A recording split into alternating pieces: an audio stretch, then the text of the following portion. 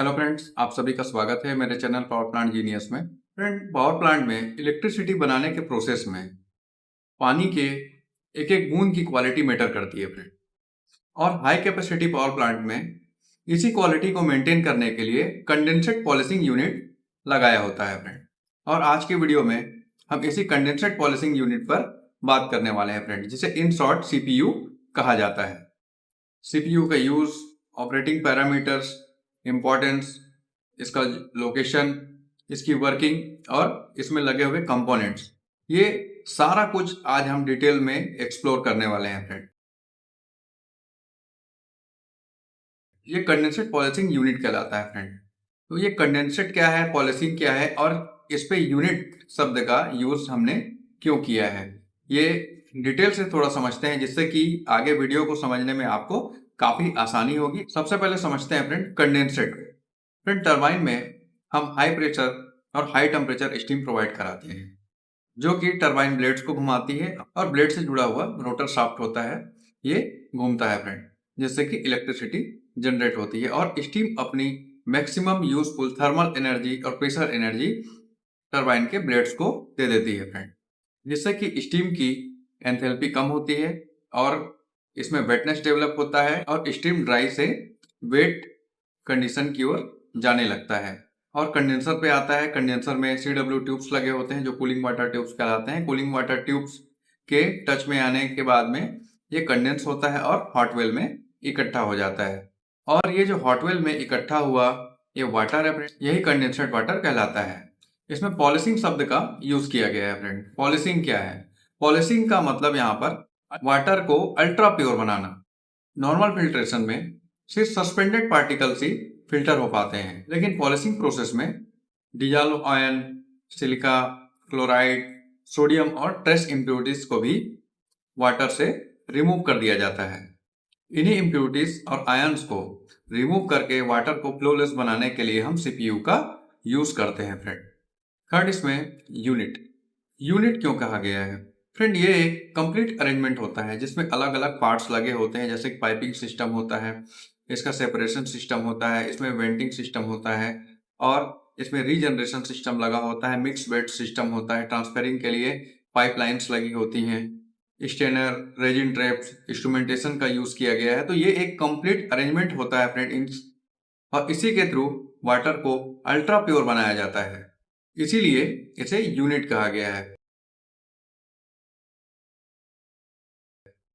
Friend. Boiler से MS steam, HP turbine, IP turbine और LP turbine होते हुए कंडेंसर में आता है, कंडेंसर से हॉट वेल में आता है फ्रेंड।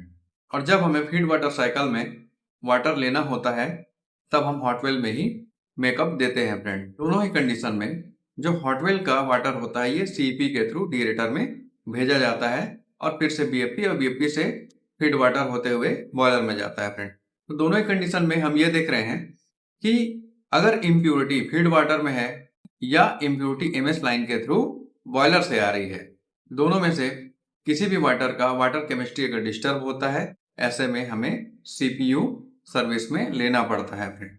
इसीलिए सीपीयू को सीपी के जस्ट बाद पोजीशन किया गया है।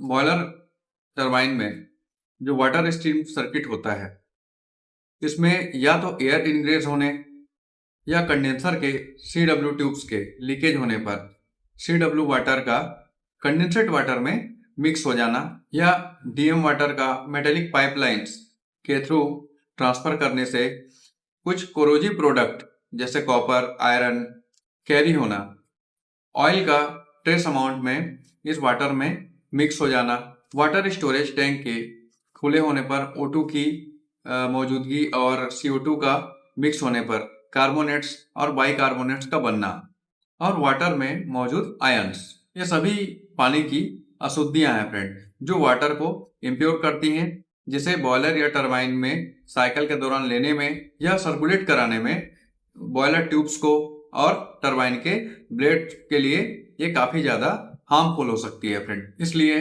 इन्हें रिमूव करना या एक नॉर्मल रेंज में मेंटेन करना जरूरी होता है।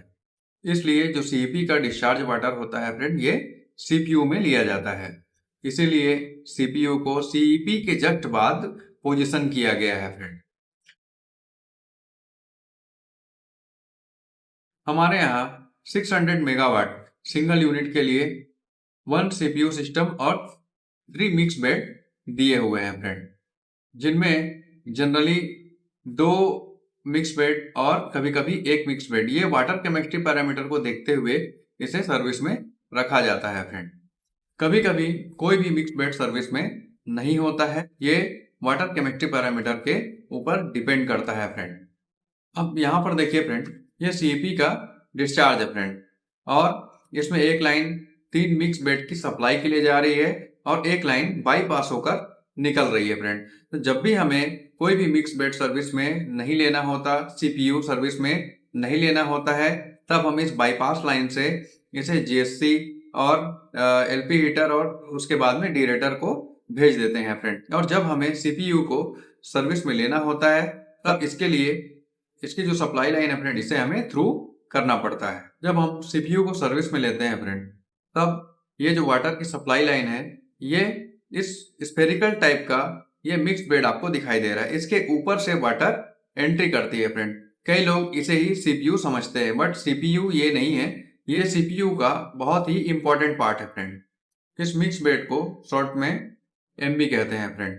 और इस मिक्स बेड के अंदर में जब वाटर एंटर करता है, तब इसके ऊपर में वाटर डिस्ट्रीब्यूटर अरेंजमेंट होता है फ्रेंड, जो कि वाटर को यूनिफॉर्मली सारे जगहों से इक्वल डिस्ट्रीब्यूट कर सके, जिससे पानी रेजिन से होते हुए अच्छे से पास आउट हो सके फ्रेंड। इसमें 2 तरह के रेजिन, एनायन रेजिन और कैटायन रेजिन का यूज किया जाता है फ्रेंड, और इसीलिए इसे मिक्स बेड कहा गया है फ्रेंड।